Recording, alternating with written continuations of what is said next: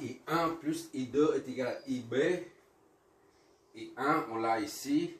I2, on l'a ici. Et IB, c'est 1,5 I2. Donc, on remplace dedans. I1 V4 sur 5. Plus I2 V4 moins 1. Sur I2 3 est égal à I2, c'est ça, V4 moins 1 sur 3. I3 est égal à 1 quatrième. Alors, IB est égal à 1,5 I2. 1,5 I2. D'accord? Bon, on remplace I2 dedans encore. V4 sur 5, on reprend. Plus V4 moins 1 sur 3 est égal à 1,5, c'est-à-dire 3,5 I2. D'accord? Oh. Bah oui, 3,5 I2.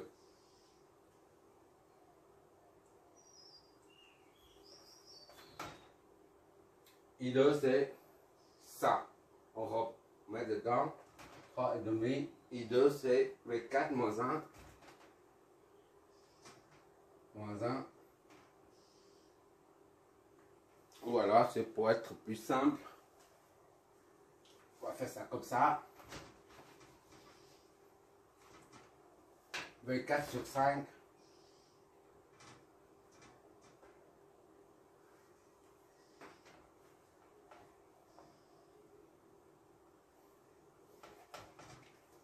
I1 plus I2 est égal à 1,5 I2. Voilà. D'accord? I1 plus I2 est égal à IB. IB c'est 1,5 I2. Soit I1 moins 0,5 I2 est égal à 0.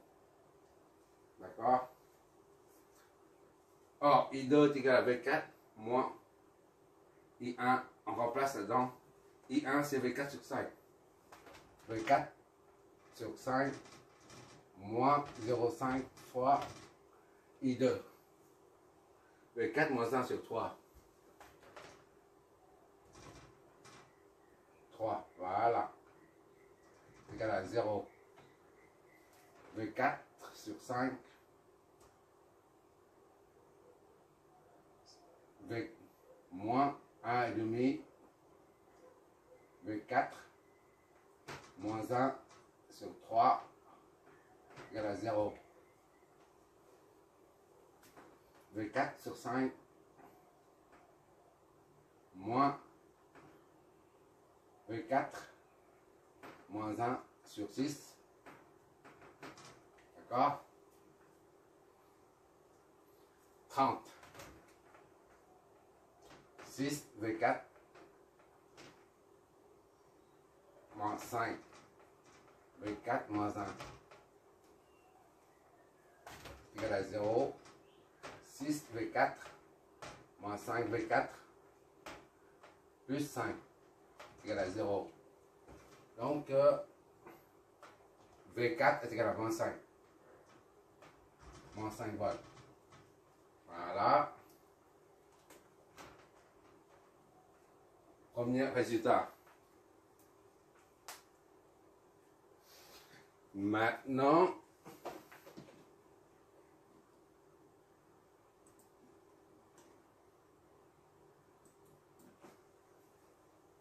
on en déduit I1, I2, d'accord? 1, l'équation 1 nous donne I1 est égal à V4 sur 5. V4 sur 5. Soit moins 5 sur 5 I1 V4 sur 5. Moins 5 sur 5, donc moins 1. I1 est égal à moins 1 ampère.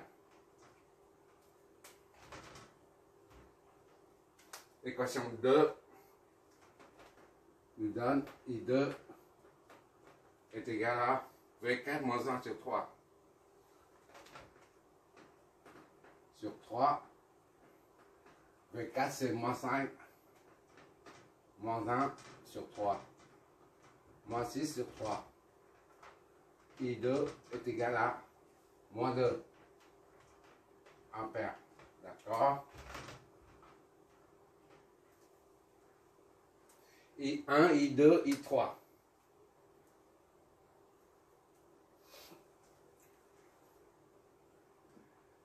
Qu'est-ce qu'on fait encore?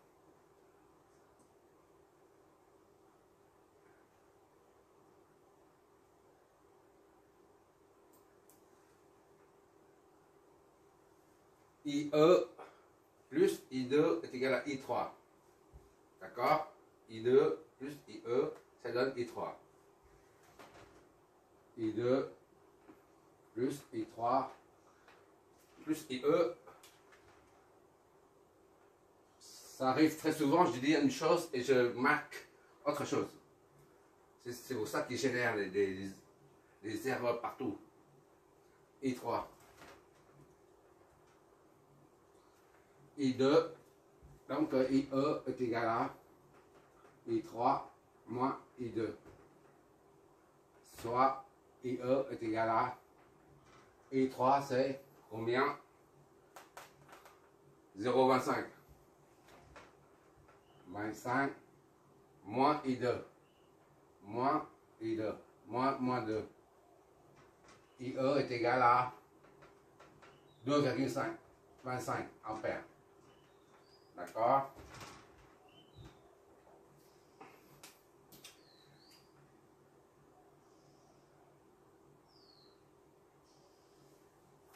Maintenant, on a IE là. On a la tension aux bornes 1 et 2. Et on a le courant IE qui entre dans la borne 1. Donc on en déduit la résistance équivalente qu'on cherche depuis tout à l'heure. RTH, c'est ici. RTH. RTH. Voilà. D'accord? Résistance équivalente. Ainsi, on a VE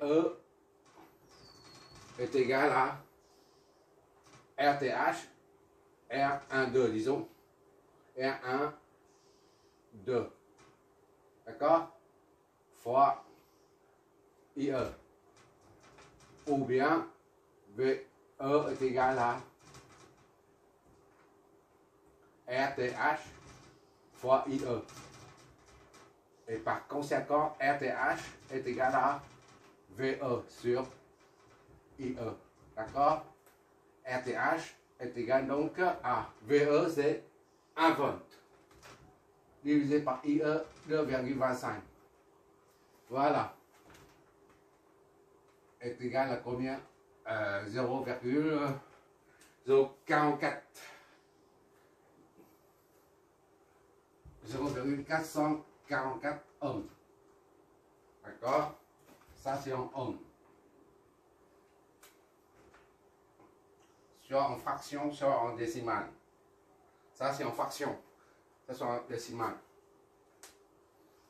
Voilà, on a trouvé le premier élément du circuit équivalent de Thevenin. Il nous reste le calcul de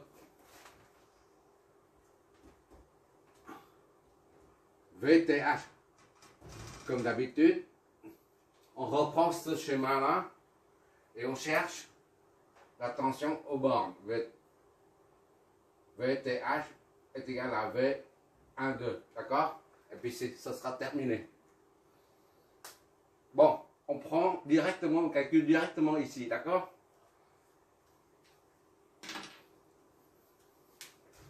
Donc j'efface ça. Au lieu de reprendre le schéma, puisque la tension Thevenin est toujours calculée via le circuit d'origine. D'accord?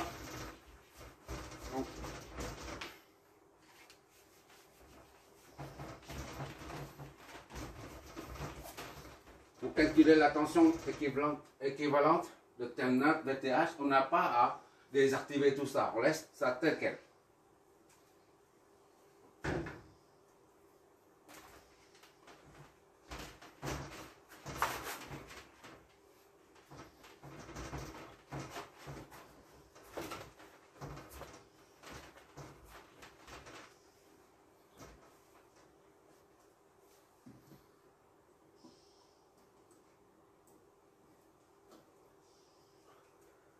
On met ici 1, 2, ici c'est 0.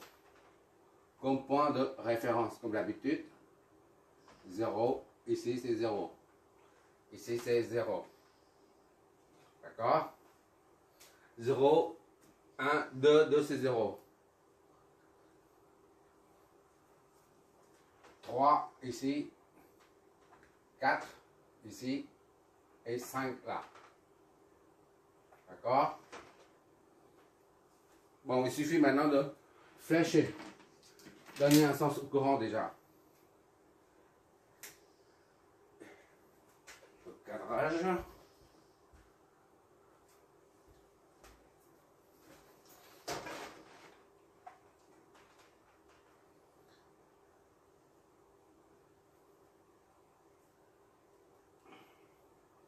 On retient RTH est égal à RTH est égal à 1 sur 2,25 ohms ou 0,44 ohms. Ça, on retient. Je vais effacer de l'autre côté. De l'autre côté, je vais effacer.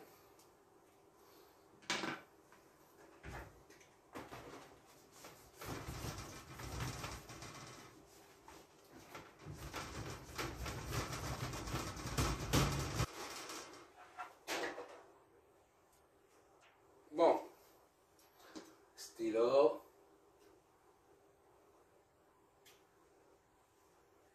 On suppose.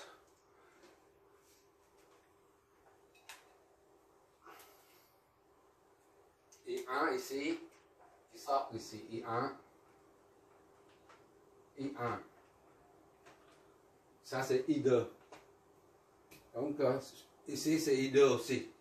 On appelle I2 I3 par exemple. Donc, I2. Voilà. Et puis, ça débite un courant IB. IB se retrouve ici. IB. Voilà. Le sens des courants, ça, I1 arrive jusque là, IB aussi, et il doit y avoir un courant qui sort. En l'occurrence, c'est I2. I2 descend ici, et puis jusque là, il se scinde en deux, en IB et I1. D'accord? Bon, là, les flèches. La règle. Ça, c'est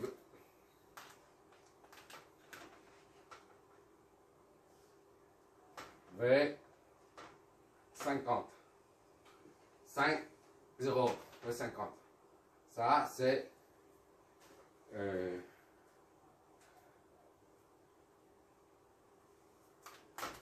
V. Ici aussi, une flèche ici. Cette flèche-là est la même que cette flèche-là. D'accord? Je mets quand même V30. Voilà. Ça, c'est V5, 4. Et ça, c'est V4, V4, 3. Et ça, c'est V3, 0. D'accord?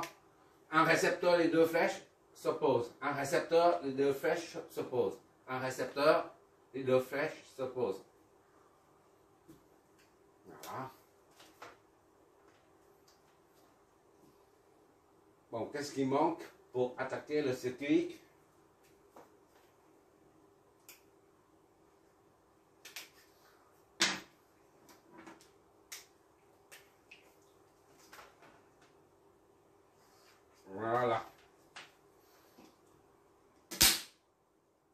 On a V2 est égal à V0 est égal à 0 volts. Ça, c'est primo.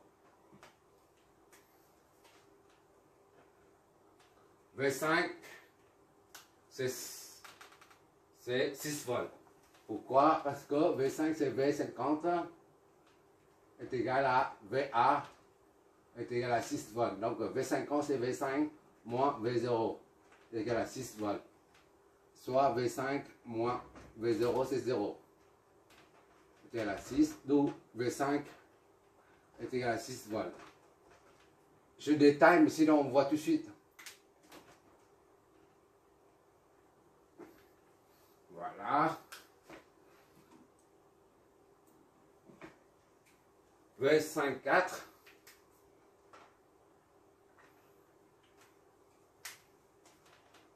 V5, 4 est égal à R1 fois I1. V5, 4, c'est V5 moins V4, R1, I1. D'où I1, V5 moins V4 sur R1 est égal à V5, c'est 6, d'accord? V4, c'est inconnu. Donc, I1 est égal à V5, c'est 6 moins V4 inconnu sur R1. C'est 5 ohms. C'est notre première équation.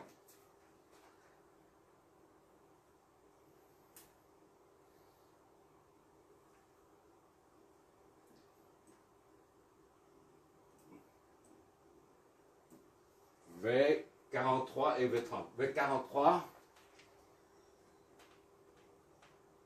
est égal à R2 fois I2. V43, c'est V4 moins V3 est égal à R2 fois I2. I2 est égal à V4 moins V3 sur R2. I2 est égal donc à V4, puisque V4 est une inconnue. Moins V3, c'est aussi une inconnue. V3, on ne connaît pas. Sur R2, c'est 3. Notre deuxième équation. D'accord? Et enfin, V30.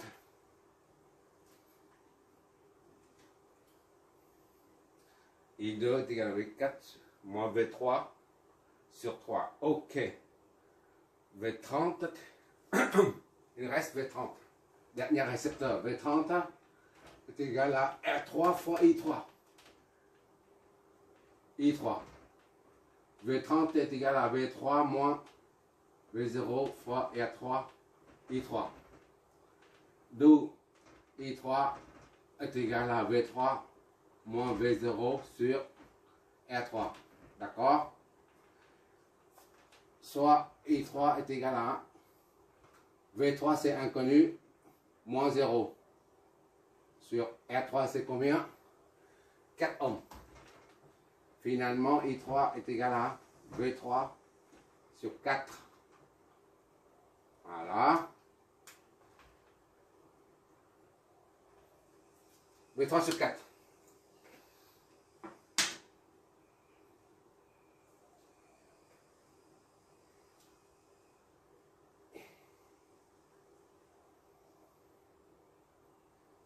Maintenant, on utilise la loi. Il faut calculer jusque là. Il faut trouver le potentiel au point 3. D'accord? Et à partir de là, on connaît la tension aux bornes 3, 0. Ici, c'est 0. Cette tension correspond à la tension de tel. D'accord? Il faut trouver V3. Voilà, il faut trouver le potentiel au nœud 3. Au V3. Voilà. On a déduit étape par étape. Au fur et à mesure, on avance, on tombe sur V3. D'accord? On remarque ici que I1 plus IB est égal à I2. Les deux courants qui arrivent au nœud 4 est égal à celui qui en sort, I2.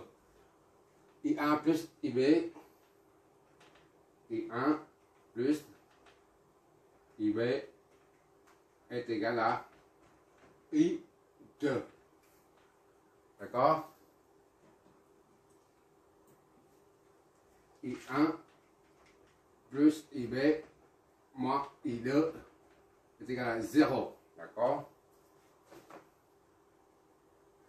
IB est égal à soit I1 plus IB c'est 1,5. I2 moins I2 est égal à 0. Ainsi, 1,5. I1 plus 0,5 I2 est égal à 0. D'accord?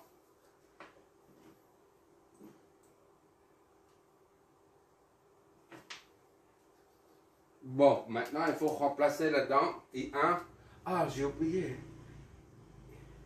I1 c'est ça. 6 moins V4 sur 5. Et I2 c'est ça. V4 moins V3 sur 3. D'accord? I1 c'est 6 moins V4. I1, 6 moins V4 sur 5. Plus 0,5 c'est 1 demi. D'accord? Fois I2. I2 il est où? Il est là. V4 moins V3 sur 3. Tout ça est égal à 0. D'accord? Ça fait là.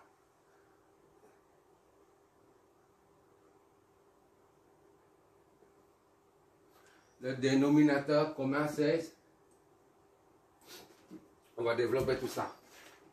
6 moins V4 sur 5 plus V4 moins V3 sur 6. Voilà, comme ça on voit mieux. C'est 30. 6 fois 6 moins V4 plus 5 fois V4 moins V3 est égal à 0. D'accord? On a V4 à trouver aussi. V4.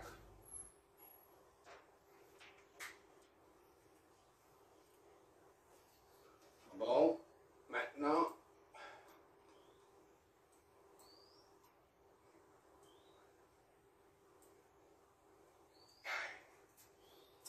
je vois toujours encore 2 ou 3 lignes. Ça donne 6, 36.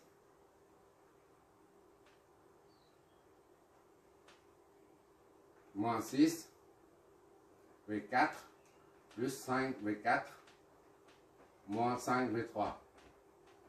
0. D'accord? Ça fait moins V4, moins 5, V3, plus 36 est égal à 0. C'est-à-dire V4 plus 5 V3 ou V3, 5 V3 dans l'ordre, 5 V3 plus V4 est égal à 36. Voilà. Notre équation, disons A.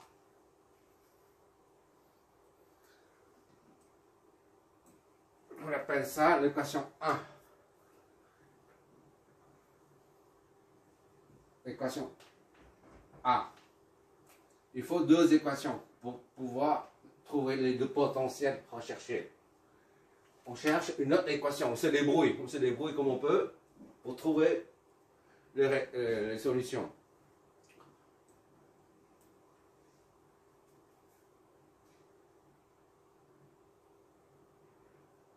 I3 il vient ici là. I2 ou I3 c'est la même chose, d'accord? I2 ici il n'y a pas de charge. Donc ici aucun courant ne circule. I2 arrive jusque là, descend ici c'est I3 ou I2 c'est la même chose. Bon, c'est I3 ou I2. I3, bon. On remarque ici que I2 est égal à I, courant entrant est égal au courant sortant. I2 est égal à IB plus I1. D'accord?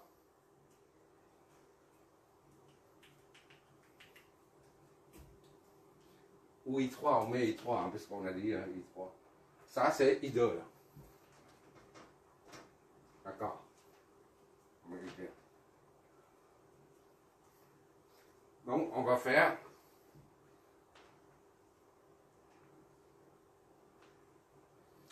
I1 plus IB. IB est égal à I2. Les deux courants sortants est égal au courant entrant dans le nœud O. D'accord? Bon. I1 c'est combien? C'est ça.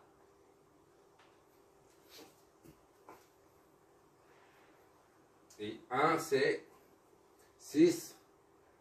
On met I1 plus IB moins I2 est nul. On passe de l'autre côté. I1 c'est 6.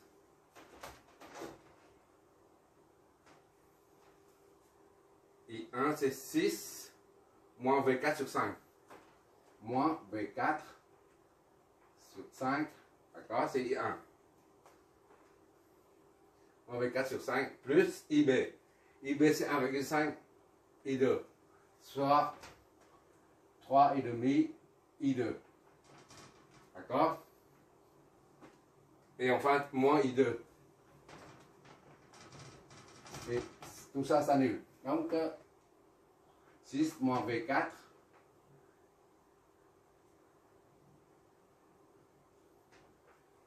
Deux fois 6 moins V4. Plus 15 fois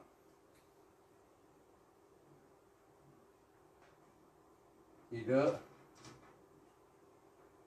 moins 10 I2 est égal à 0. D'accord?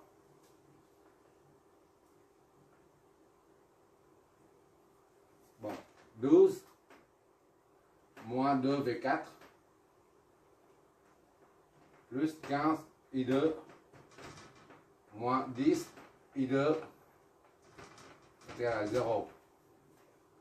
Donc c'est 12 moins 2 V4 plus 5 I2 est égal à 0. Or, I2 est égal à V4 moins V3 sur 3. 12,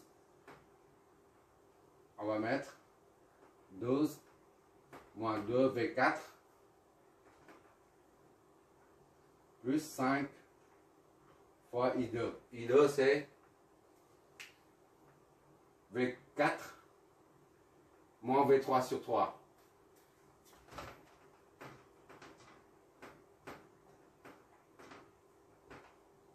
Tout ça s'annule. I2 c'est là. V4 moins V3 sur 3. On va supprimer les dénominateurs. Ça donne 36 moins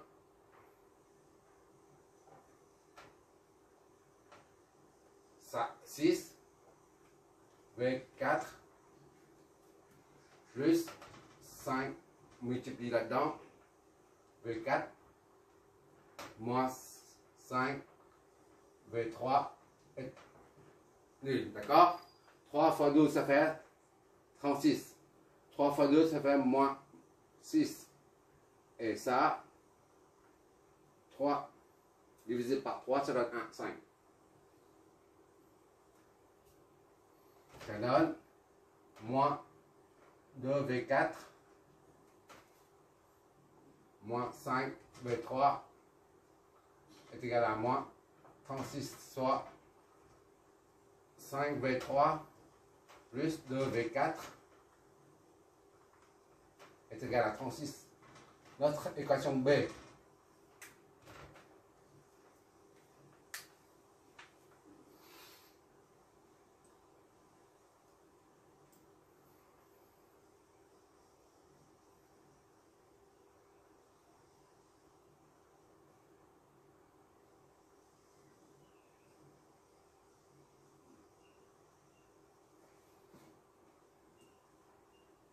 J'ai fait une erreur. Je vérifie.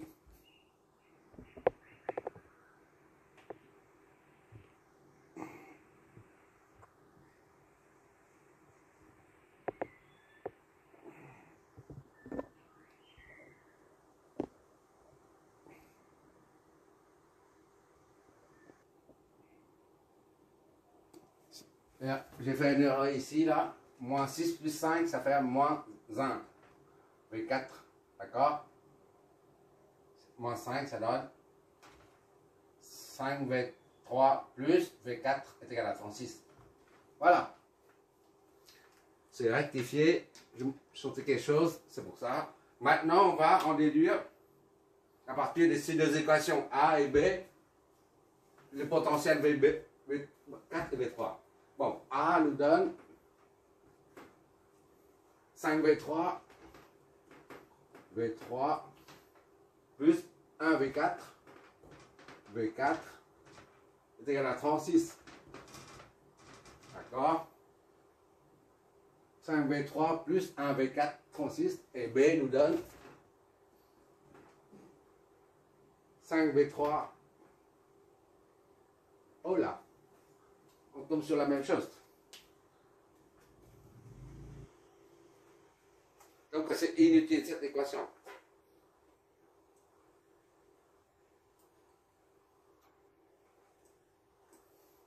Ce qu'on vient de calculer là, c'est inutile. D'accord? Ça arrive, hein, ça arrive, c'est pas la première fois. Des fois, ça arrive qu'on fait des répétitions.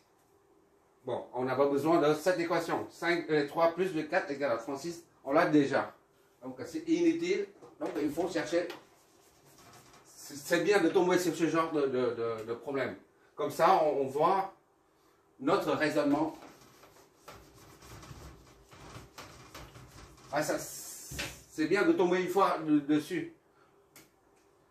Ça signifie qu'on part d'une façon ou d'une autre, on retrouve le même résultat. Au lieu d'utiliser ça, là, dans des nœuds à ce niveau, eh ben,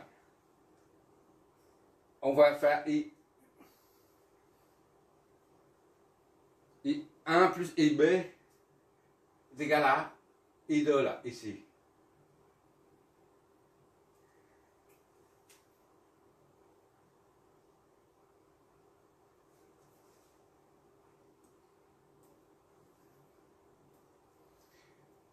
Il ne fallait pas, en fait,